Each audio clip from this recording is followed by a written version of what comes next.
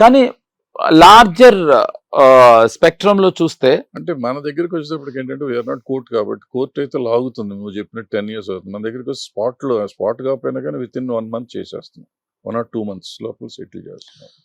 100%. అంటే నేను ఇది మీరున్నారు కదా అని అంటలేదు. నేను ఇందాక ఇంటర్వ్యూ ముందర కూడా చెప్పాను మీకు, నా ఫ్రెండ్ ఒకడు ఉన్నాడు చల్లా శేషిరెడ్డి అని. నాకు తెలిసి ఎపిటోమ్ ఆఫ్ టాలెంట్ తో పాటు ఈగో, అంటే చాలా మంచి ఈగో అది. కేవలం మిమ్మల్ని కలవడానికి కోర్టు పని బానుకుని వస్తున్నాడు. ఎందుకు చెప్పనా, బికాస్ ద వే యూ అంటే తన పరాయి భేదం లేకుండా జడ్జిమెంట్. ఎందుకంటే తన సినిమా కేసులోనే మీ ఫ్రెండ్ అయిన తనకి మీరు కంప్లీట్ గా సపోర్ట్ చేస్తారని నమ్మి నేను రాను, వచ్చిన వేస్ట్ అనుకుని వచ్చాట. అయినా సరే సినిమా ప్రొడ్యూసర్ నని అండ్ వాజ్ సర్ప్రైజ్. తప్పు మీది కాదండి, నీదే అని చెప్పి పంపించారట. కాబట్టి మీలాంటి వాళ్ళు ఉన్నంత వరకు బాగుంది. ఇప్పుడు మీరు ఎప్పుడో పిచ్చెక్కి నేను చేయను ఇంకా నేను ఉండను అన్నప్పుడు తర్వాత పరిస్థితి ఏంటన్నయ్య? ఇప్పుడు అందరూ అట్లాగే ఉంటారు. నేనేది దీనికి ఏదో ఒక నాకు తెలిసి సినిమాల్లో మనం సాల్వ్ చేస్తున్నంత వరకు బాగుంది అన్నయ్య. They should be concrete body also. Body ఉండాలి, అది కంపల్సరీ ఒక బాడీ ఉండాలి. అదే ఇప్పుడు మనం జస్ట్ ఈ డిస్కషన్ లో నేను అనేది ఏంటంటే, నువ్వు యాక్టర్, నేను డైరెక్టర్ని చూసాం. మనం ఆల్మోస్ట్ నువ్వు 30 years నుంచి చూసాను, నేను 40-50 years చూసాను. కరెక్ట్.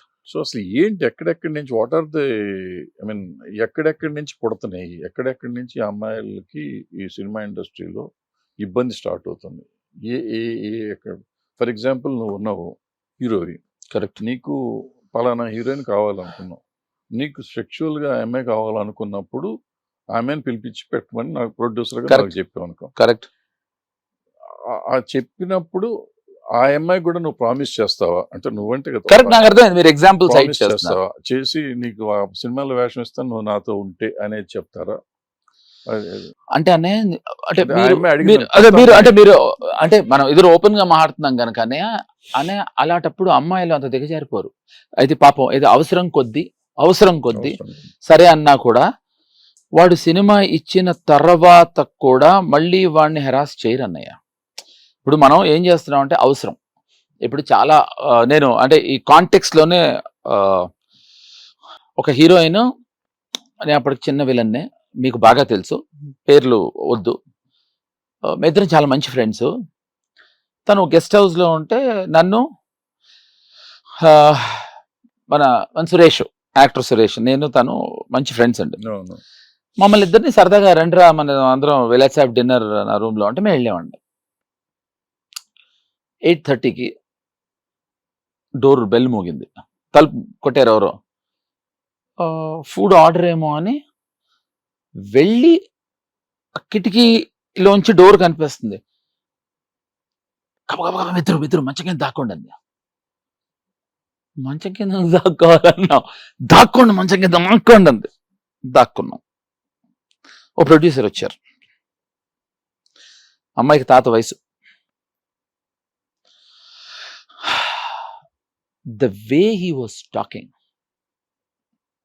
మీ ఇద్దరం ఫస్ట్ చాలా ఫన్గా నవ్వుతూ కింద మనం సరదాగా ఏం చేస్తాడు అని ఒక హ్యూమన్ నైజంతో మొదలైన మాకు ఆ ప్రొడ్యూసర్ వెళ్ళిన తర్వాత మేము బయటకు వచ్చిన తర్వాత అమ్మాయి నవ్వుతున్నా మా ఇద్దరు కళ్ళలో నీళ్ళు వచ్చాయి.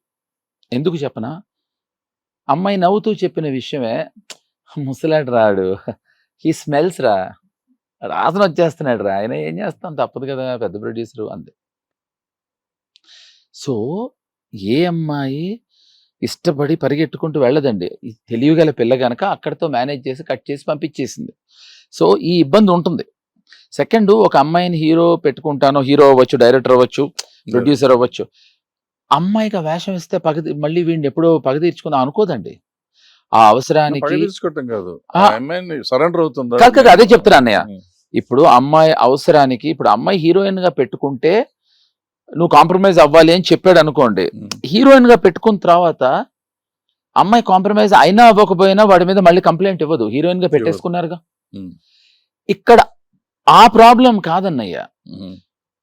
హీరోయిన్ గా అమ్మాయి చేస్తున్నప్పుడు హీరోయిన్ అవ్వక్కర్లేదు, క్యారెక్టర్ యాక్టర్ అవ్వచ్చు, ఫ్రెండ్ వేషం అవ్వచ్చు, సిస్టర్ వేషం అవ్వచ్చు.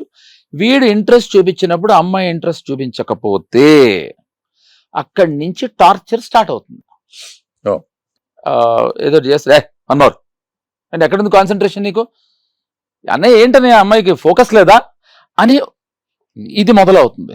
సో ఇలా టెర్రరైజ్ చేయడం స్టార్ట్ చేస్తారు కొత్త యాక్ట్రెసెస్ అయితే. Heroines will take all this because they want a film to happen. వీడు ఏమైనా మాట్లాడుకునేవ్వండి అని. Problem, the whole problem starts with when the girl says no. అమ్మాయి నో అన్నప్పుడే వీడి ఈగో ప్రాబ్లం స్టార్ట్ అవుతుంది తప్ప మీరు ఇందాక చెప్పిన లాజిక్ లో ప్రాబ్లం రాదన్నయ్య. నేను హీరోయిన్ గా పెట్టుకుంటాను, నువ్వు కాంప్రమైజ్ అయితే, లేకపోతే నువ్వు హీరోయిన్ గా కమిట్ అయిన తర్వాత నువ్వు నాతో కాంప్రమైజ్ అయితే అన్నప్పుడు ప్రాబ్లం రాదు. అమ్మాయికి ఇష్టం ఉన్నా లేకపోయినా ఇందాక నేను చెప్పినట్టు ఏమవుతుందో అది వాళ్ళిద్దరి మధ్యన సంగతి పక్కకెడితే అమ్మాయి కంప్లైంట్ చేయదండి. ఎప్పుడు కంప్లైంట్ చేస్తుంది అంటే ఇది ఫస్ట్ స్టేజ్. సెకండ్ స్టేజ్ అవుట్డోర్లో అయితే వాళ్ళ రూముల్లోకి వెళ్ళిపోతూ ఉంటారు యాజ్ యూ నో, లేదా వీళ్ళ రూమ్లోకి వచ్చి డిన్నర్ చేయాలి, లేకపోతే చాలాసార్లు ఆల్కహాల్ తాగిన అమ్మాయిలు ఉంటారు, తాగుతావా లేదా నువ్వు. So all these kind of humiliation start అవుతుంది. దీనికి వాళ్ళు వచ్చి కంప్లైంట్స్ చేయలేరు, ఎందుకంటే అవతల వాడు పెద్ద హీరోనో డైరెక్టరో పెద్ద ప్రొడ్యూసరో. నేను సినిమా చేస్తున్నప్పుడు ఓ పెద్ద ప్రొడ్యూసర్ కొడుకు డబ్బింగ్ చెప్తున్నా నేను, ఆ హీరోయిన్ డబ్బింగ్ చూడడానికి వచ్చింది, వేరే ఊరమ్మాయి. 9:30కి ప్రసాద్ ల్యాబ్ లో, పక్కనే నా ప్రసాద్ ల్యాబ్ నా అనుకున్న గోడే నా ఇల్లు. సో నేను కార్ తెచ్చుకోలేదు, నాకెందుకు, నేను వచ్చి గేట్ దాటితే నాకు డబ్బింగ్ స్టూడియో. అమ్మాయి ఫస్ట్ సినిమా అది చూడ్డానికి వచ్చింది. వస్తే ప్రొడ్యూసరు కొడుకు కూడా వచ్చాడు. మేము డబ్బింగ్ అయిపోయింది, 9:30, 10 అయింది. మేము కిందకు వచ్చాం. కిందకు వస్తే అమ్మాయి తెచ్చిన కారు వెతుకుతుంటే కారు వెళ్ళిపోయింది. కారు వెళ్ళిపోయిందంటే డ్రైవర్ వెళ్ళిపోయాడని మేనేజర్ని పిలిచి ఏదో వెళ్ళిపోయాడు. కానీ ఇతను కొంచెం అరవటాలు మొదలెట్టి, సరే డోంట్ వరీ నేను డ్రాప్ చేస్తానన్నాడు. పెద్ద ప్రొడ్యూసర్ కొడుకు. ఓకే బాయ్ సీ యూ అని పక్క గేటే కదా అంటే అమ్మాయి no you also come. No why should I come and he wants to drop you. నిన్ను అతను డ్రాప్ చేస్తా అంటే నాకు పొద్దున్నే మళ్ళీ 7 o'clock కాల్ చేయటే నేను వెళ్ళిపోవాలి, నా మాట వినా అంటే లేదు నువ్వు ఉండను. ఈ ప్రొడ్యూసర్ కూడా కోపం రావడం మొదలైంది. నేను డ్రాప్ చేస్తా అంటున్నా కదా, ఆయన ఎందుకు రావటం అని, పక్కనే కదా ఆయన ఇల్లు, పోనీ నేను మీతో వచ్చేనా అంది. ఎక్కడికి వస్తాం, మా ఇంటికి ఇక్కడ వస్తాం అన్నా. అంటే పోనీ మీరు డ్రాప్ చేయొచ్చు కదా, మీ ఇంట్లో కారు తీసుకెళ్ళాను. ఈ లాజికల్ వింటున్నాడు. ఆడు కోపం వచ్చింది అతనికి. కోపం వస్తే అంటే ఏంటి, నేను రేప్ చేస్తానా అన్నాడు. అని తను రేప్ చేస్తాడేమో నిన్ను అంది. ఆ అమ్మాయి అంది, ఇప్పుడు మీ ఇద్దరూ రేప్ చేసే పరిస్థితి వస్తే I would prefer him raping me అంది. అంటే అమ్మాయి చెప్పిన విధానంలో అర్థం ఏంటంటే ఐ డోంట్ లైక్ యూ, అంతేగాని నన్ను షీ లైక్స్ మీ అనే ఉద్దేశం కాదు అది. నాతో సేఫ్టీ ఫీల్ అయింది. నేను పనిచేసిన ప్రతి హీరోయిన్తో లవ్లో పడ్డాను. మీకు ఇందాక చెప్పిన మాటతోనే నేను పనిచేసిన ప్రతి హీరోయిన్తోనూ నేను ఫస్ట్ థింగ్ చెప్పేవాడిని, మనిద్దరం కంఫర్ట్గా ఉందాం, కంఫర్టబుల్గా సెట్స్లో. సో డోంట్ ఎవర్ ఫీల్, ఎప్పుడు మీకు అంటే తను లేకపోయినా తను గుర్తు తెచ్చుకోవాలి. సౌందర్య సంగతి మీకు బాగా తెలుసు. ప్యాకప్ 6 అయితే 6:05 కార్లో ఉంటుంది. I'm the only hero. అమ్మాయి 9:30 వరకు నా సెట్లో ఉండేది. అమ్మాయికి 6 o'clock ప్యాకప్ అయిపోయినా, కూర్చో సౌమ్య, ఎక్కడికి వెళ్తా కూర్చో అనేవాడు. Of course Soundarya original name Soumya. So కూర్చో, ఎక్కడికి వెళ్తాడు కూర్చునేది. That is the comfort level అన్నయ్య. సో